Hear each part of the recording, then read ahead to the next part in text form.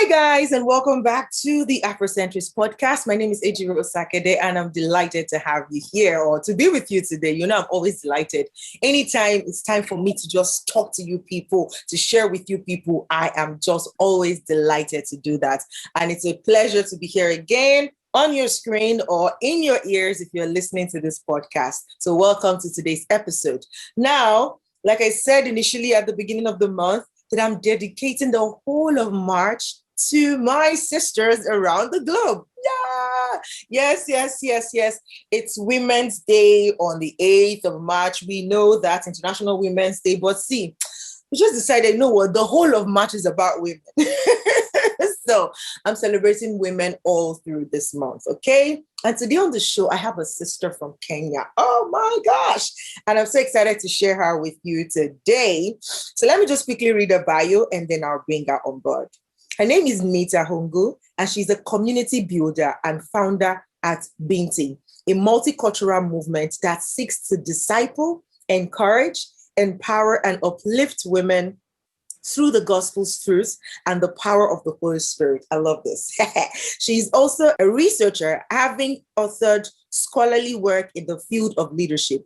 She uses a background in psychology and music, leadership studies, and her lived experiences to inspire women to live authentically from the inside out. Originally from Kenya, she, her husband, and their daughter currently call Dubai home. Oh my God. You see, the part that inspires me, the part that tickles me most is the fact that she also wants to inspire women. And if you've been following my work on social media, or if you've been following me on social media and following my posts since I resumed from my social media sabbatical leave, you would notice that, you know, one of the reasons I do what I do is to inspire people. And what I do really is help people share their inspiring stories. And so I'm so pumped up for this episode today as we share and coast along with my sister, Nita Hungu, talking about how to manage your different roles as a woman. Man, you know, they call women beings of multitasking. Like, we are very great at multitasking, yeah? So today we're going to be discussing how to manage all those roles. Your role as a mom, as a daughter, as a sister, as a wife, as a boss, as an employee, as a leader, as a community leader, it's just so much, okay? So we're going to be talking how to manage that. And I'm just so happy and excited about this one. So sit back, relax, grab a cup of tea, a cup of coffee, a bottle of water, if that is what works for you. And then let us dive into the conversation. I'll be right back with my guests.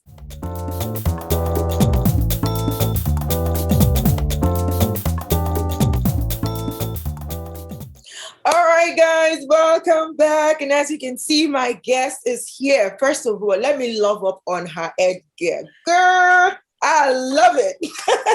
Thank you. I am representing Africa all the way. Okay. So good to see you, sister. So good to see you. How are you doing? I'm doing good. Thank you so much for having me on this amazing. Thank you for saying yes to share your story with us, okay? And to share your wealth of knowledge with us. First of all, let me just be the devil's advocate here. Well, literally, right? And just see I know some people just seeing your picture or seeing your person. I'm like, wait, what? They just said she likes to inspire people using. Did I hear Holy Spirit in her bio? Okay, I don't understand it. Sis, what? Can you please explain your looks for us? I'm sure you know we're in Africa, right? So Africa is like, wait. Did I hear Holy Spirit? That sister, please explain. Yeah. But you have to be watching this to get what I'm talking about. So please tell us a little more about you, sis. I am a wife. I am a mother to an amazing daughter. We just moved to Dubai like 4 years ago, and I have been trying to navigate life in Dubai and trying to be creative at the same time, build a community of sisterhood and support my husband who is in ministry work. and bring up our daughter in the best way I know without the community that I was used to back home in Kenya. So that's just me in a nutshell. Yeah, I love bring people together, and I love to inspire women especially. And so that is my heart, and that is my mission for Binti, as you've heard earlier. Fantastic. Have you ever, been asked, like, when you talk to people and they're like, I don't get it. Why do you have your nose pierced? Why, like, how can you be a Christian and do that? Have you ever had that kind of question before? Yeah. Oh yeah, all the time. I've always tell them. Yeah. No, for me, it's a way of expressing myself, my personality. And when we talk about being an authentic woman, this is part of me showing up authentically as the person that God created, with being artsy and being wild. And I think God knows me best because he created me the way he did, with all the desires inside of me. And that is, I don't know what else to say. Okay, good. Yeah. Now that we have that out of your way, guys, I hope I've helped you sort that out. Please, can we look past that and let us get the amazing thing this amazing woman wants to say? Let me just give you a hint here. You see Nita here. She's my prayer partner. She's my soul sister. And I don't know, like, how else somebody can be spiritual, right?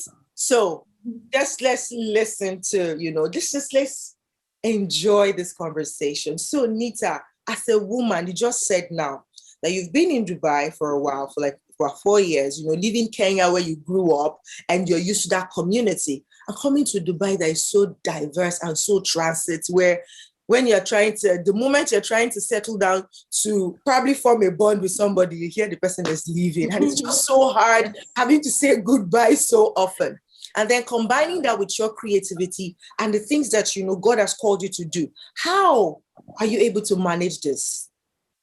Yeah, I think for the first couple of years, I wasn't, honestly. And I think I can get real with you, EJ, and say that I really struggled with the move. And research shows that people who move outside their home countries will struggle for the first. Sometimes it takes 6 to 12 months, and for others even longer.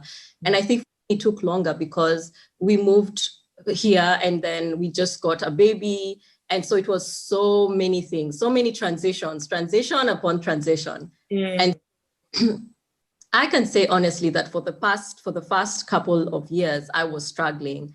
And then at some point, I just stopped in my tracks and I said, you know what, we're not leaving Dubai anytime soon. So I better just get used to our lives here, not having that community back home in Kenya, Africa, and just being able to say that I can actually begin to build a community of women around me. And I call them Wonder Women because it's not easy to to leave your home of origin and then set up home somewhere completely out of what you're used to. And about the way Dubai is very transitionary. Some friends that I've had, very close friends, have had to leave the country. And so it is increasingly hard to say that you have to get used to it. You get used to it, and then again, one of your friends leaves. So I think for me, being able to manage the sense of things just are not are consistently up in the air has been of help to me. So what are some of those things, like at that point where you found, you know what, I just have to figure out a way to manage all of this, the transition from being, a newly married person to a mom in a new place. And I know, like, it's a different ball game when you're back home, right? Once you give birth, especially your first baby, like you don't handle anything. Like, you don't need to lift a finger because there will be everybody around you to help you do this and that, to help you take care of the baby. But here you are in a new place with new people, no family, no community yet. And then you have to go through this transitioning state of being a mom alone. At what point, did you switch, and what helped you? What are some of the steps, that you took to say, okay, these are some systems that I put in place to help me manage the whole craze? Yeah. Yeah, I think for me, like you're right, like back home, I would leave my daughter with, family and go off and enjoy a date with my husband. And here you have that the childcare is so expensive. Preschool is so expensive. And so some of the ways that I think I have been able to manage that space is being creative and pouring my creativity into something, into a project that is work and something that you can see is actually bringing fruit. So for me, that was working on my website from scratch, and building that website has been like a lifeline for me, being able Wow, to you built your website. build my website. That's Yeah. interesting. Wow. Yeah. And Yeah, tell me. yeah, so for me, that was one of the ways that I being creative and just pouring myself into a project was really helpful. Another way was, again, as I said, building a sense of community around me and just talking to people about the space that I'm in and not keeping quiet about, my struggles or the fears or, the lack of community around me. So just getting in touch with old friends and saying, hey, would you like to have a Zoom call, especially because of the pandemic, and being able to say, let's share our life experiences and just be an encouragement to each other.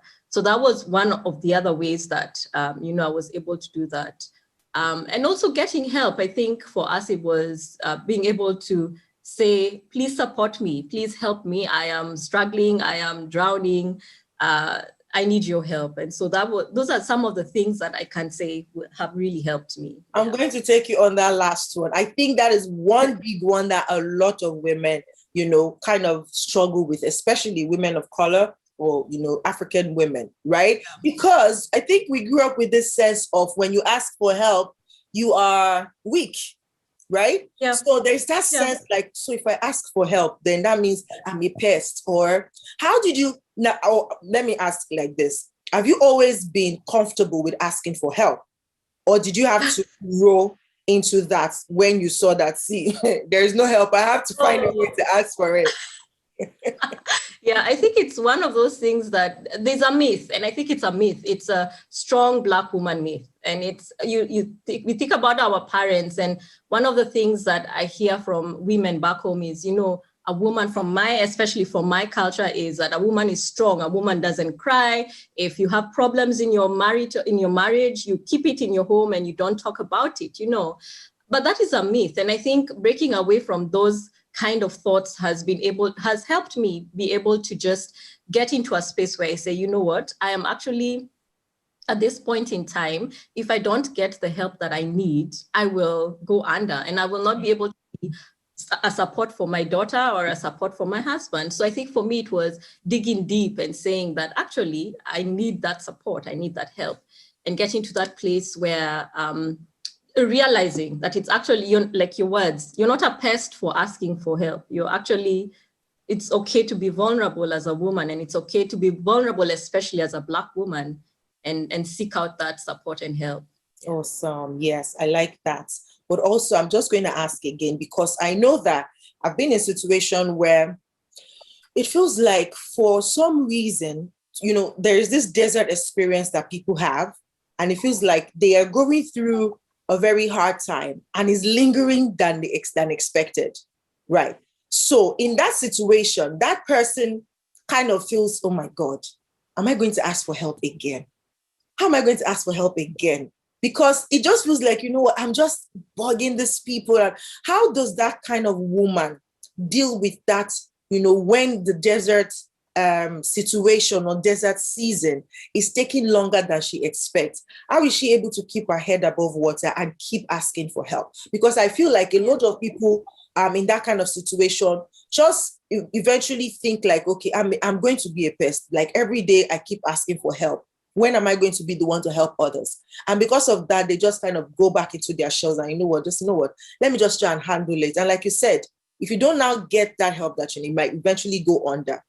So, but how would you say that a woman in that kind of situation should keep her head above water to still keep reaching out for help even as they need it, because it's taking longer than you expect? Two things. I think the first one is to have self-compassion. to know that seasons in life come and go, and some seasons may just take longer. So being able to recognize that you're in a season that has taken longer than you would like it to, but there's fruit and there's blessing in every season. Like you said, being able to be in that season sets you up then to help other women who are actually going through the same kind of thing. So it's, in a sense, it's saying God allows us to go through some seasons so that we can step up and be an encouragement to other women.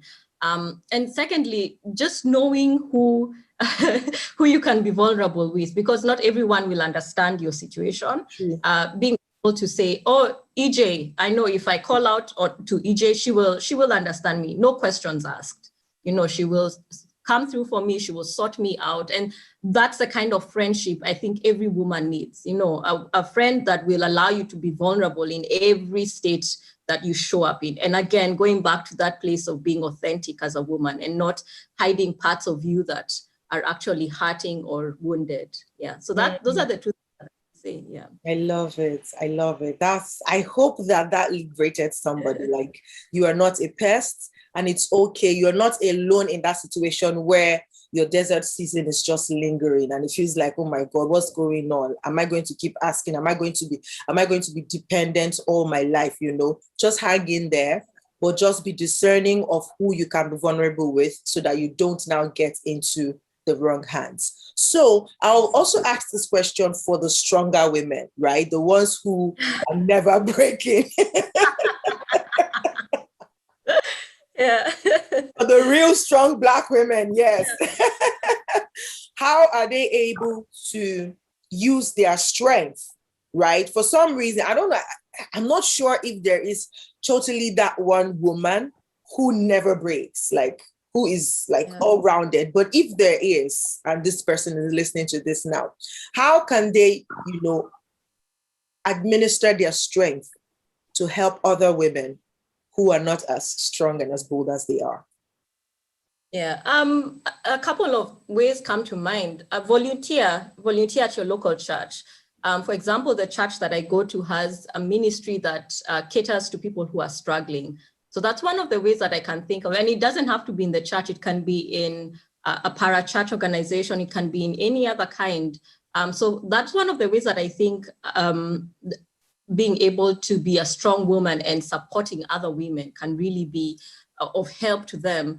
Another way is to ask your sisters.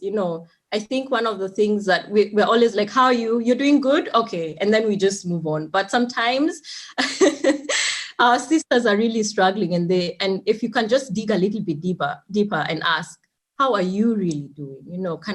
How can I be there for you? How can I support you? That's one of the ways that I think a strong Black woman can support their sister. I love it, because I know I've been in that situation where, you just ask, how can I pray for you? And I'm like, okay, I need prayers in this place, and the other place. And it just feels good, when you have somebody just spring up and just offer to pray for you. I mean, prayer might just be something that is like just prayers, but there's also in that, for me, from my own experience, is that in that moment where we pray together about a certain thing, the question still comes up like, is there any other way that I can support you? And then sometimes I just, get the help that I need for that season. So sisters, the whole point of this discussion, one of the points in this discussion is that please do not be silent. You are not alone. You are never alone. And, I kind of mentor some young ladies, and I've heard one of them say to me, somebody close, like my sister. And she's like, no, that she just likes to keep to herself, because everywhere she goes, like even in the church vicinity, like people just, by the time you tell them something that is happening to you, before you know it, they're talking about it around. So that she just likes to keep to herself, that she doesn't like groups. She doesn't like to belong to communities. And I'm like, girl, you are missing.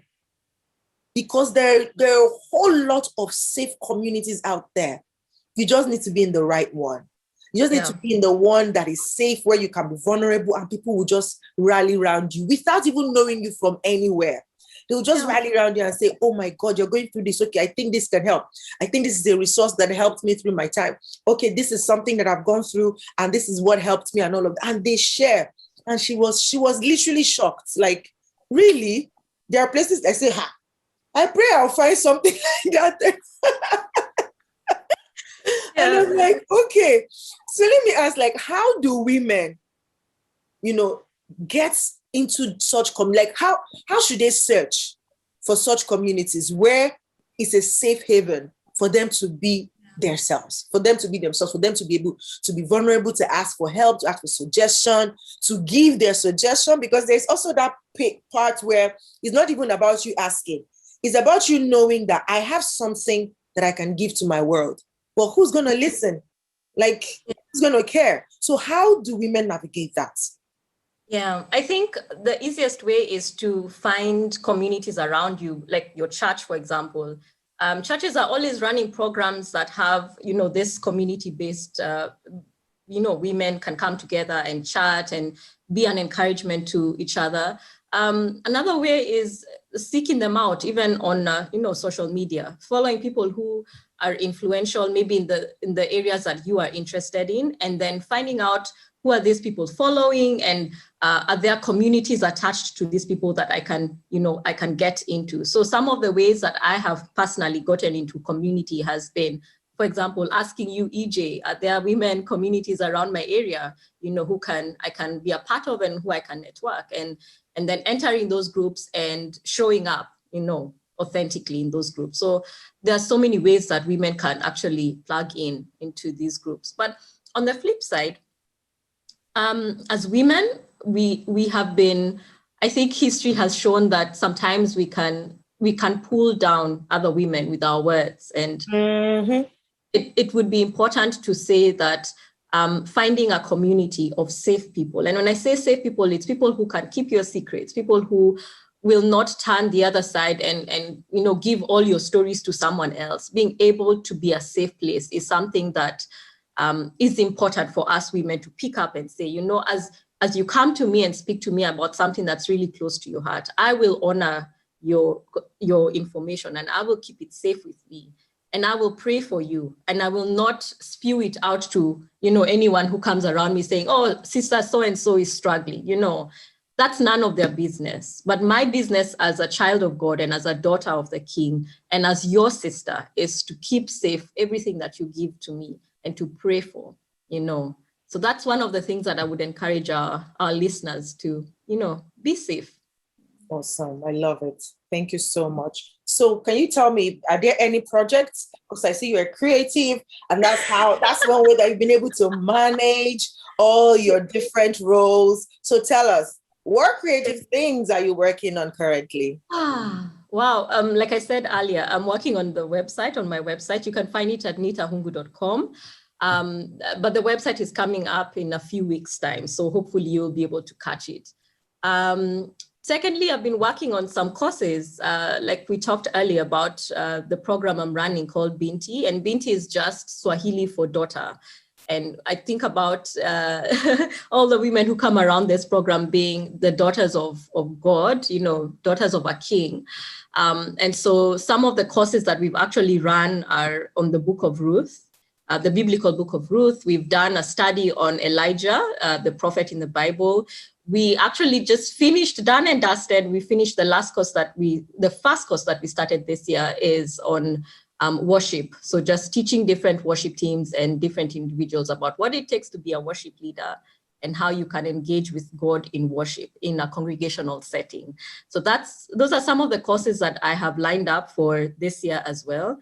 In addition to that, I'm hoping to start a course on postpartum women, just talking about the challenges of being a mom, and again, talking about the roles that pull on either side of a woman. And lastly, we're going to talk about, we're going to do a course on being a creative, especially if you feel that you are stuck and you need that extra help to just, start a project. So those are some of the things I've been working on. Awesome. Yeah.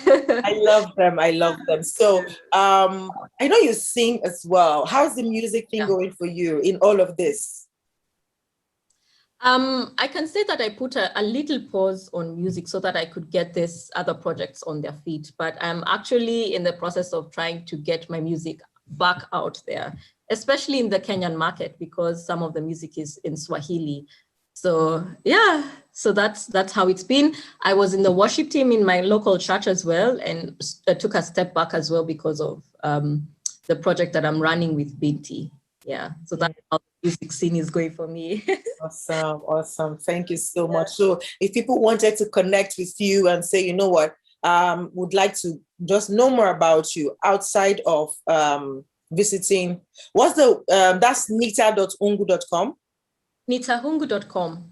www.nitahungu.com. Yeah. Okay, I'm going to have that in the description of this video and of the podcast, but also is how can people follow you on social media? Are you active there?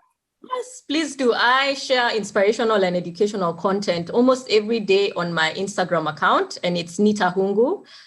You can also write me an email if you're a woman and you are needing to be in a community. We have a community at Binti, and I would love you to be part of that. You can write me at binti@nitahungu.com, and awesome. I would be open to hear from you.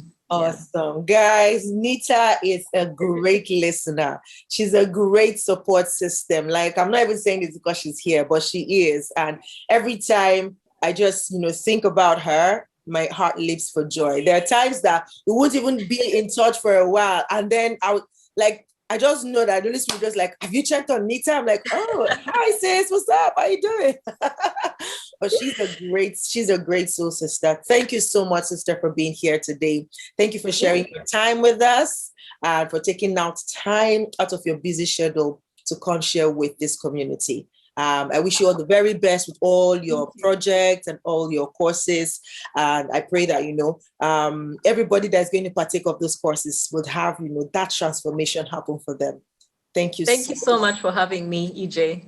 Thank you so much. All right. So guys, I come your way again next week with another woman. It is me saying have a fantastic weekend and see you next week. Bye-bye.